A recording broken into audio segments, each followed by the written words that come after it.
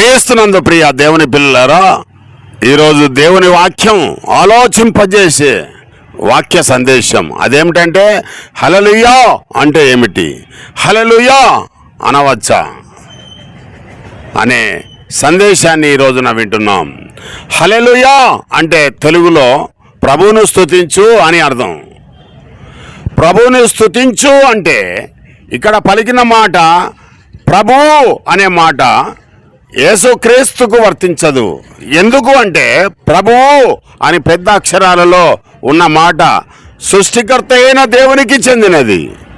అందువల్ల యేసుక్రీస్తును స్తుతించవద్దు, ఆరాధించవద్దు. స్తుతులకు స్తోత్రాలకు యెహోవాయే అర్హుడు. యేసుక్రీస్తు దేవుని చేత సృష్టించబడ్డాడు గనుక తండ్రికి ఇవ్వవలసిన మహిమను క్రీస్తుకి ఇస్తే భ్రష్టులైపోతారు.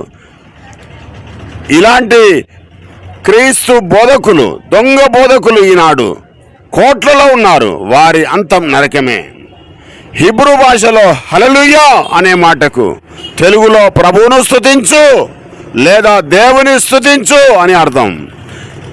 అయినా తెలుగులో దేవుని స్తుతించండి ఓవర్ యాక్షన్ చేసి హీబ్రూ భాషలోకి ఎందుకు వెళ్తారు?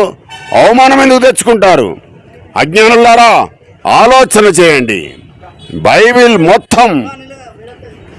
మొత్తంలో కూడా హల్లెలూయా అనే ఒక పదము ఎక్కడ కూడా లేదు. ప్రకటన గ్రంథం 19వ అధ్యాయం 2వ వచనంలో అది కూడా ఫుట్ నోట్లో ఉంది.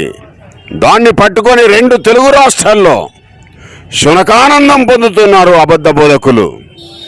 ఈ వాక్యం దేవుడు దీవించుగాక. ఒకవేళ మీరు ఇదే అజ్ఞానంలో ఉన్నట్టయితే సరి చేసుకోవాల్సిందిగా ప్రభు పేట కోరుతూ ఈ కొద్ది మాటలు ఇంతటితో ముగిస్తున్నాను. ఈ మాటలు దేవుడు దీవించుగాక. ఆమేన్.